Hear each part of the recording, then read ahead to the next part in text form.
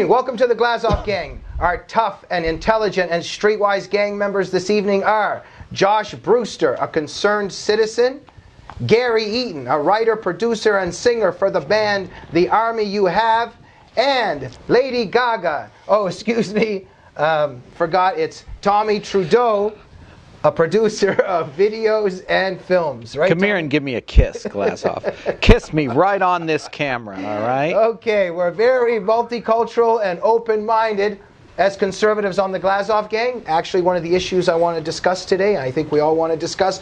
But before we do, we have a new gang member, Gary Eaton. What an honor and privilege to have him here. Before we talk to him about who he is, tell him the rule about the Glazov Gang, being in the Glazov Gang. You can check out anytime you like. But you can never leave.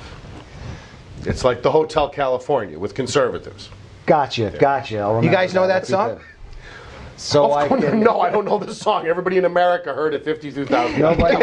We're familiar with the reference. Tom, you know the reference, Gary right? Eaton. You're hip to the reference. Tell Glazov Gang groupies and viewers a little bit about yourself. Well, I've been around a bit. Came out as a conservative about 2008 or so via Andrew Breitbart. Out of that, started writing songs for him, and it turned into this thing called The Army You Have. And we have a record out now. We've had a website for quite a while called thearmyyouhave.com. And wrote so many songs it actually turned into a record. And there you go. And where can they get your You can album? go to our website, thearmyyouhave.com, and it's kind of a hot mess now because we're going through a rebuild, but you can find the information there. Gary, what an honor and privilege to have you here. Thanks for having me. And I met you at the Greg Gutfeld book signing the other night, and some themes kind of dovetailed. Right. And let's get them all with one. Let's get a whole bunch of birds with one stone right now, in the sense that you're very cool. Greg Gutfeld is cool. And he was talking about one of the problems with conservatives. I think one of the reasons we lost the election is that conservatives aren't cool. They've been trying to kill his humor to a degree at Fox News on several levels, right, as he was saying, with the music he wanted to play. You were talking a bit about how, as a cool person that tried to do cool things, you had difficulty in conservative circles. Let's talk about, can conservatives be cool and why aren't they?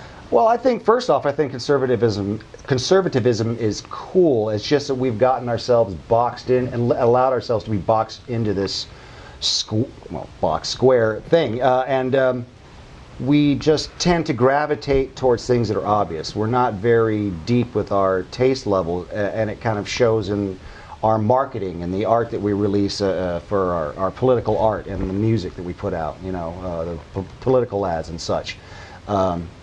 Gary, you said in some of our conversations, tell that anecdote or story that one song you played, they couldn't believe that you were a conservative. Oh, yeah. Well, here's the thing. A lot of people, we've got the Lee Greenwoods out there and other acts and bands that write these songs, and it's all about the flag and America and patriotism and blah, blah, blah.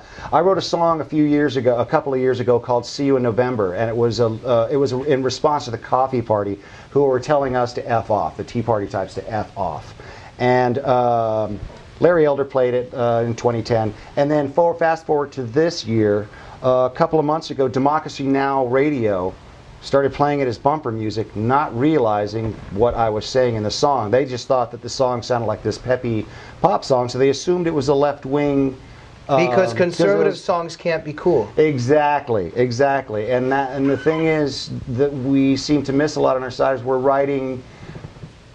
singing to the choir instead of trying to bring people in via quality art and writing good songs that actually have hooks and that'll suck you in. First thing you listen to when you listen to a song is the melody and the beat. Now, okay. And then the lyrics, you go, oh, is that what he's saying? Oh, yeah. And that's what you want to do. Absolutely, and this is one of the problems. Like, look, I think Kid Rock played for Romney and Rye. Now, he's tremendous, but you can almost count them on a handful. I mean, Obama's got Jay-Z and Bruce Springsteen, et cetera, et cetera. I think this is the problem with conservatives. We don't have cool...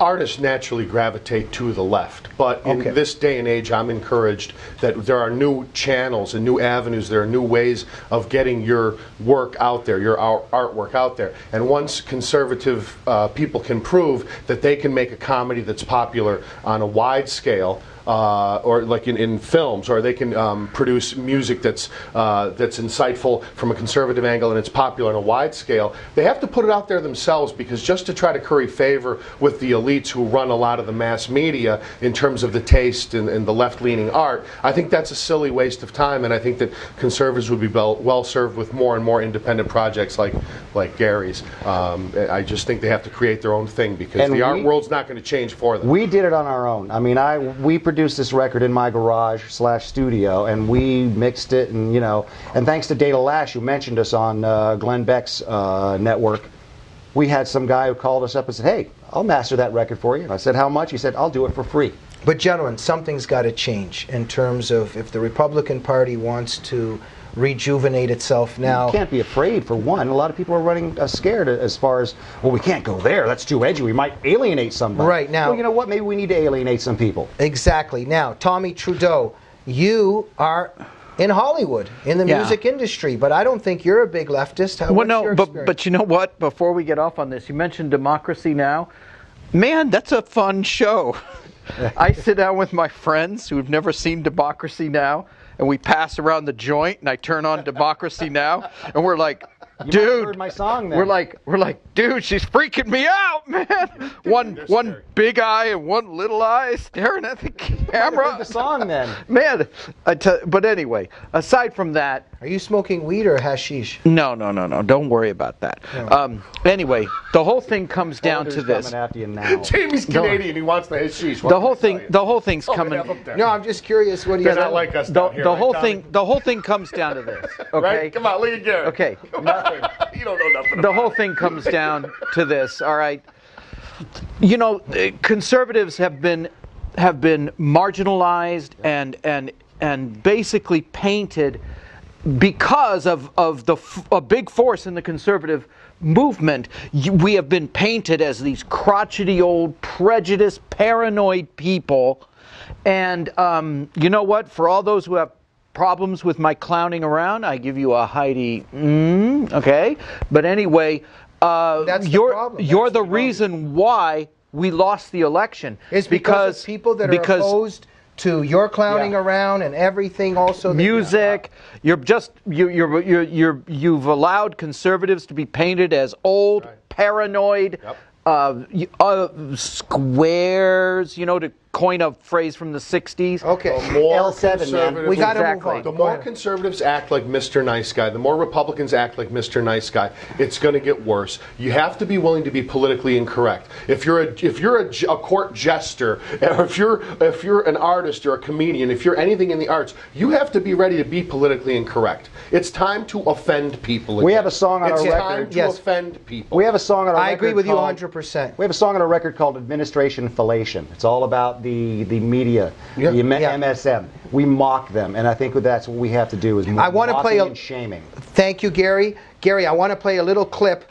Our viewers need to know that you did the Herman Cain Train. The Herman Cain Train. That was the campaign video for Herman Cain in 2008. Right. That's right. Tell us about it before we show it. I was recruited to produce this song. My buddy Chris, who was working with Herman Cain, wrote a little ditty for Herman Cain. He came over to the house.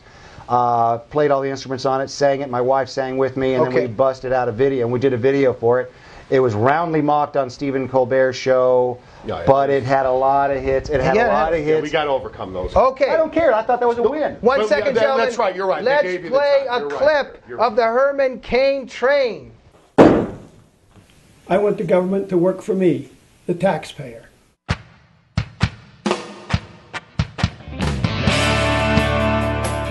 Your hands together for the next President of the United States, Mr. Herman Cain.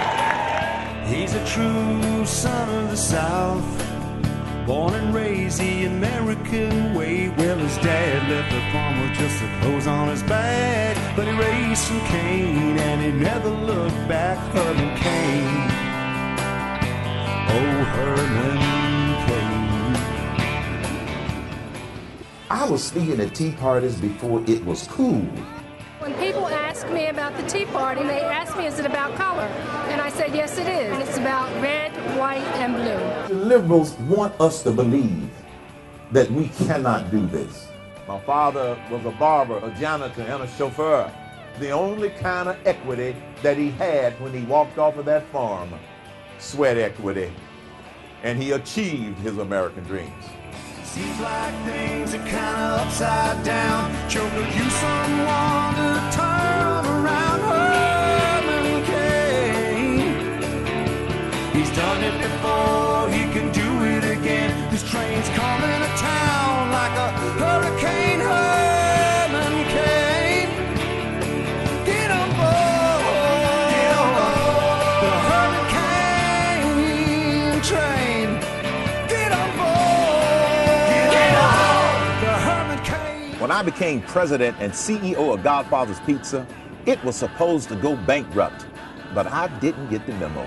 We turned it around with common sense business principles, and we can turn this country around the same way. America needs someone who's steadfast and yet contemporary, someone who can speak to every generation and across the generations. I think he'd be an excellent president.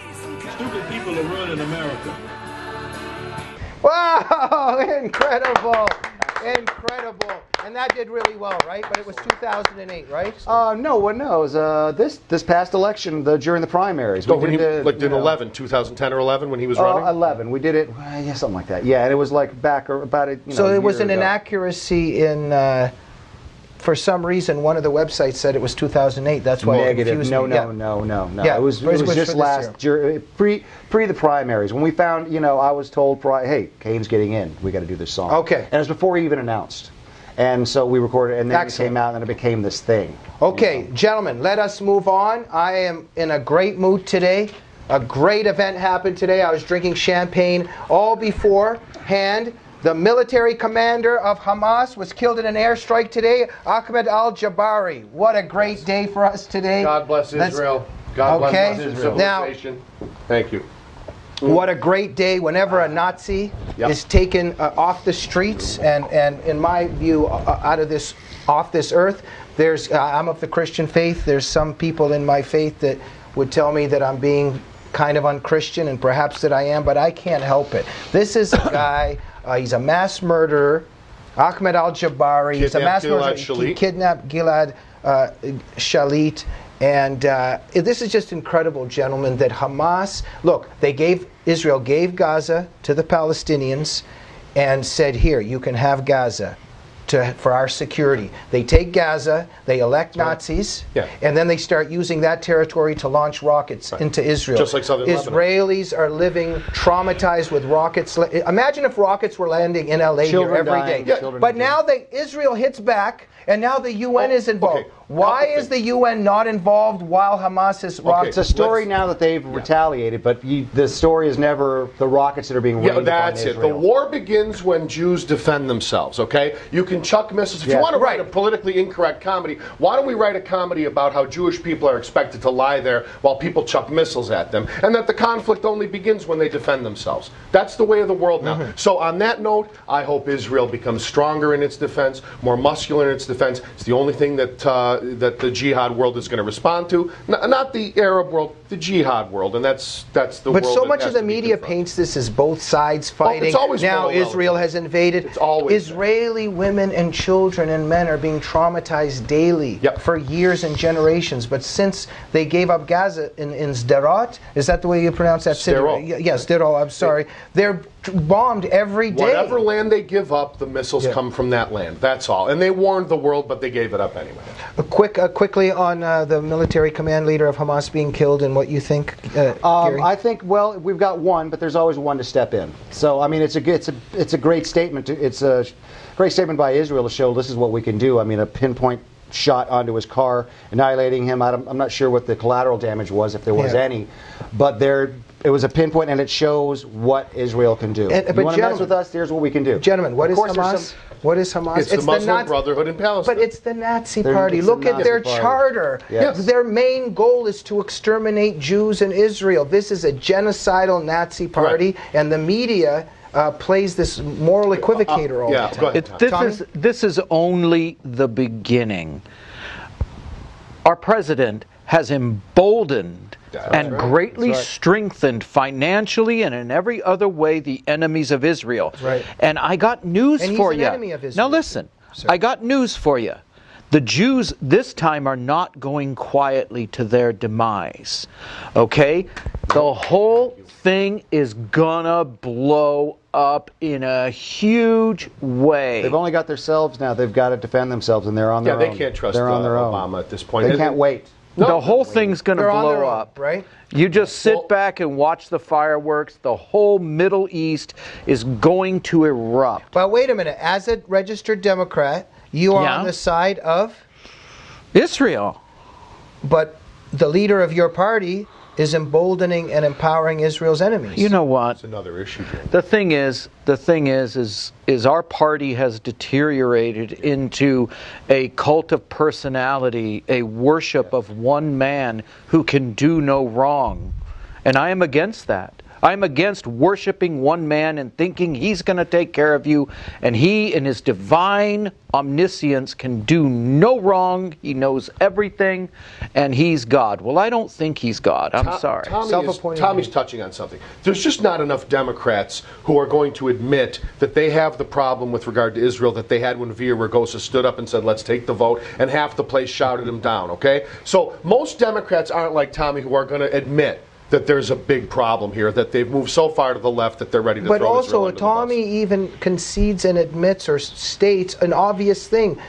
Obama is supporting the enemies of Israel. Yeah. Why are 60-70% of American Jews voting for Obama? Or does this take a psychiatric conference to answer? Gary? We need an analyst to come in here and Norman bring that one together. I can tell you exactly why. We are all on a ship of fools, and trust me, it's gonna sink. Gentlemen, we have come to the end of our first segment, but we cannot end our first segment without a great song by Gary Eaton, and he's going to play for us. Let's see it. All right. Oh, I need a pick. Dang it. Let me see if I can dig out a pick. Do I have a pick? Oh, dang it. Oh, I'll just do it without the pick then. New strings might be a little out too.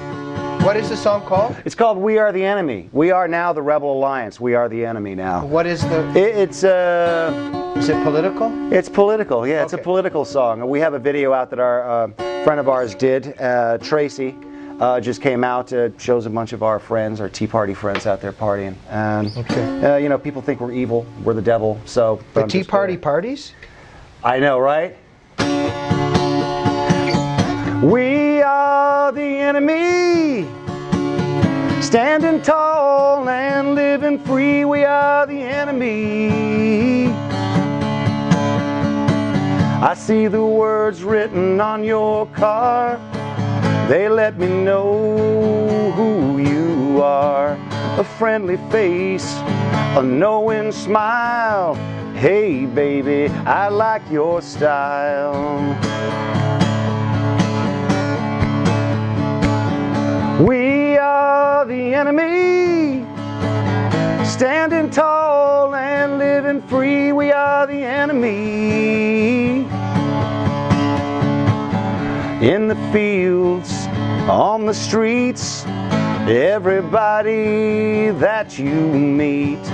Street corners, city hall, no stinking leaders, we hear the call. We are the enemy, standing tall and living free. We are the enemy. We are the enemy, kind of a drag that it's you and me. We are the enemy. Last verse, I promise. We're the ones that they fear, going to hell, but we've got their ear. Every minute and every day, we'll drive them crazy. We might even pray. We are the enemy, standing tall and living free. We are the enemy. We are the enemy. Ain't it a laugh that it's you and me? We are the enemy. Wow, absolutely fantastic. Gary Eaton, the Army you have, get it. Thank you. Fantastic. Join us tomorrow night for the second segment of the Glazov Gang.